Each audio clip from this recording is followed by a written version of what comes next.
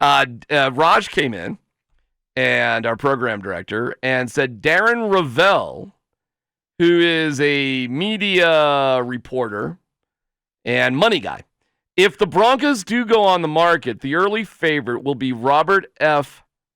Smith, who is the richest African-American, Forbes, $5 billion. He famously vowed to pay off the student loan debt for 400 Morehouse College graduates, 34 million. He grew up in Denver. Well, maybe this is a response to this question. Joe Ellis was asked about, is the sale of the team a possibility? The way I would answer that is it is an option, and we've told the beneficiaries that because, if Brittany were to succeed and take over for her father, everybody else is going to have to sign off on that, most likely. That may not be a requirement, but it's going to be necessary, I think, moving forward from a trustee viewpoint. So, that's why a sale remains a possibility, I think, given the circumstances we're in. Interesting. Huh? That's a new one. That is a new one. Wow. So they all have to sign off on it? What if it's not unanimous? I mean, it's not going to be unanimous, right?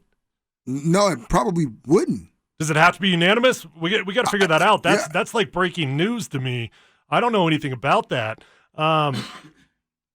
If that's the case, then it would seem like a sale is in the future. Do you see anybody getting together? Well, so it's either that everyone comes together and on one consistent vote, or I don't know. We sell the team. That's the direction? Well, why in the world would Beth sign off on Brittany if Of she's, course, and vice versa. and Amy too, who's got her name on the lawsuit? If they're in a lawsuit, why would they sign off on that? But I never knew or thought they had to sign off on it in the first place. And Joe said, I wrote down here, it's not a requirement, but necessary. It might just be like a family respect thing, meaning it's not a requirement. We don't have to do this. But if we are going to effectively run a franchise, we can't be at war with each other, right? But so if we can't not be at war, then the best thing is to sell. Is that what he's saying? But if that is the case, then why even make mention of it? If it's something that you don't necessarily have to do in these situations, you don't necessarily have to be cordial. If there's something in writing, and that's the only thing, if there's something in writing specify that this is the way that things need to be carried out, that's the only thing that throws a monkey wrench in the whole situation. Well, he said it's not a requirement, so I think it's just a family respect thing. I don't know. This is a new one to me.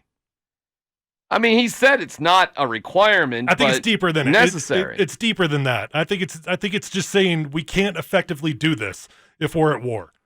That's what it's saying. Well, it sounds to me like it's going to get sold then.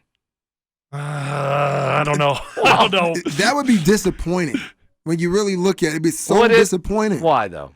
Because to me now the legacy of Mr. B now is being sold to someone else who may or may not understand the tradition of the organization. Mr. Bullen was the fourth owner. It was the Broncos weren't in the family from their inception. Well, he might have been the fourth owner, but I dare to say that he was probably the best owner. Hey, I'll tell you this: I'm not rooting for the team to be sold even remotely. But Robert F. Smith, he's got a lot of cool stories about him, and he's a local guy. He's like renovating downtown.